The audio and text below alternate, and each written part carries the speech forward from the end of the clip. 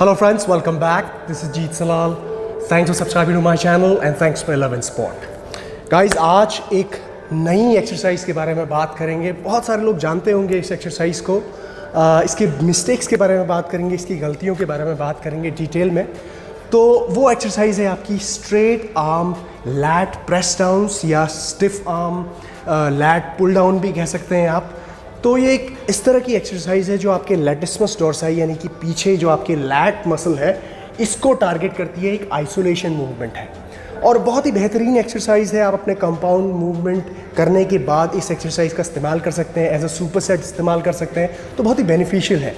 तो चलिए जानते हैं इसकी मिस्टेक्स के बारे में. और अगर आप मुझे इंस्टाग्राम में फॉलो नहीं कर रहे हैं तो वहाँ पे ज़रूर फॉलो कीजिए, क्योंकि जितनी भी इन्फॉर्मेशन है मेरी लाइफस्टाइल से जुड़ी हुई, मेरी इवेंट से जुड़ी हुई सारी चीज़ें हम वहाँ पे करते हैं. तो मेक श्योर आप वहाँ पे फॉलो कीजिए. एंड सब्सक्राइब कर रहे हैं तो नोटिफिकेशन बेल को ज़रूर ऑन कीजिए. तो भाई स्टार्ट करते हैं straight arm lat press down की मिस्टेक्स के बारे में. सबसे पहली मिस्टेक आती है सेटअप एंड पोस्चर. राइट, तो सेटअप के लिए हमें क्या चाहिए? इस तरह का एक मशीन चाहिए जिसमें केबल अटैच कर सकें आप, और आपको इस तरह के हैंडल्स चाहिए. हो सकता है कि आपके पास स्ट्रेट बार हो सकता है कि आपके पास रोप हो. तो अटैचमेंट्स डिफरेंट हो सकती है.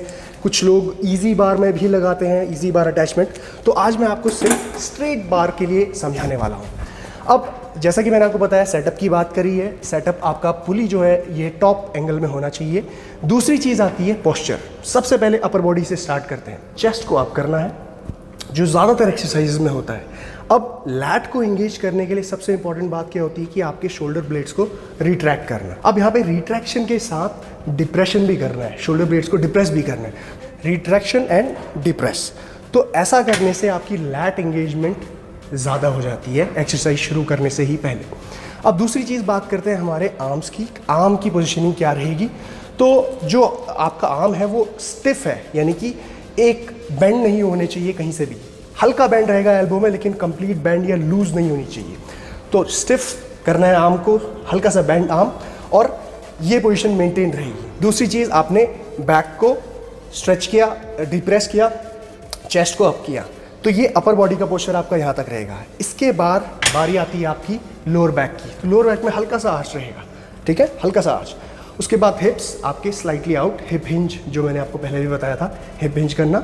दूसरी चीज़ आती है हमारे नीज़ की बात. नीज़ में स्लाइट बेंड रहेगा, लूज रहेंगे नीज़ आपके, टाइट नहीं होनी चाहिए, स्टिफ नहीं होनी चाहिए नीज़. तीसरी चीज़ आपके फीट की डिस्टेंस, शोल्डर विड्थ अपार्ट, ठीक है, ज़्यादा वाइड नहीं करनी है और ज़्यादा क्लोज भी नहीं करनी है, एक स्टेबल पोजिशन. दूसरी चीज़ आती है इसमें आपकी ग्रिपिंग की, कि हाथ से कैसा ग्रिप करेंगे.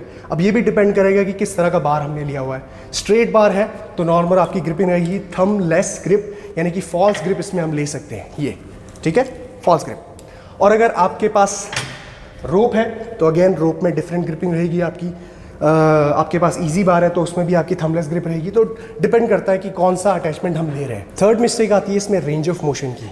बहुत ज़रूरी है समझना कि कहाँ से आपका मूवमेंट स्टार्ट होता है. तो पोस्चर सेटअप फिक्स करने के बाद आप लैट को एंगेज करेंगे. मोशन यहाँ से स्टार्ट नहीं होगा आपका कभी. आपने लैट को ऑलरेडी एंगेज करना है. जब आप लैट को एंगेज करेंगे तो ऑटोमेटिकली आप यहाँ से जो बार है आपका ट्रैवल करके यहाँ पे आ जाएगा. एक कांस्टेंट टेंशन मेंटेन होगी आपके लैट्स में डिप्रेस करने के बाद. यहाँ से आपका मूवमेंट स्टार्ट होगा और ऑल द वे डाउन आपके थाइस तक, ठीक है, यहाँ तक टच करना है आपने. अब बेसिक चीज़ यहाँ पे क्या हो रही है कि लैट एंगेज आपने कर लिया, उसके बाद जब आप प्रेस कर रहे हैं तो उसके बाद लैट स्क्वीज हो गई है पीछे, पूरी तरीके से कॉन्ट्रैक्ट है ये. अब उस कॉन्ट्रैक्शन को फील करना है आपने. ये रेंज ऑफ मोशन कभी नहीं करना है ये, ठीक है, दिस इज रॉन्ग. आप यहाँ से स्टार्ट करेंगे और पूरा नीचे लेके आएंगे, प्रेस करेंगे, फील करेंगे कॉन्ट्रैक्शन को, and then slow stretch stretch stretch, that's it, and up.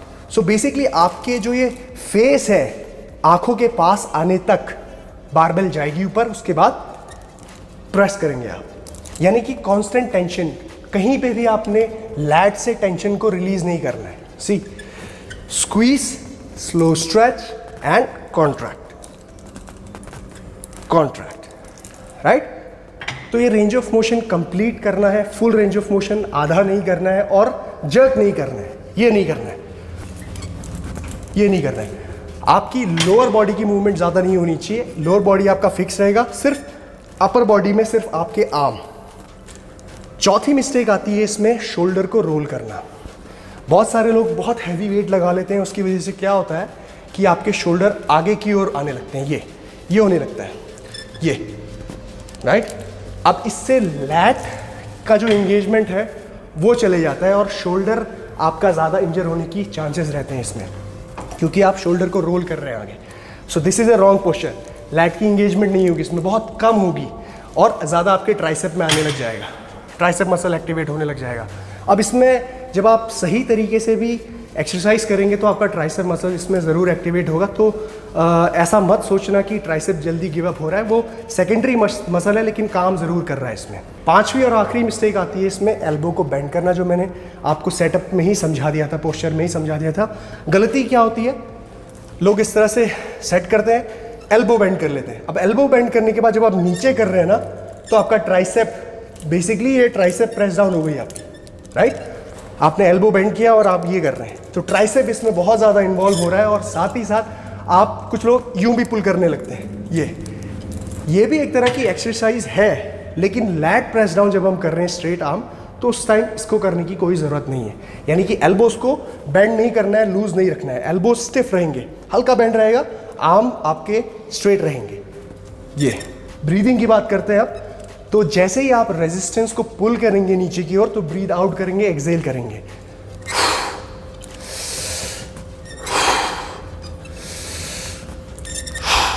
Alright, so range of motion breathing इस तरह से रहेगी। टेम्पो की भी बात कर लेते हैं साथ ही साथ।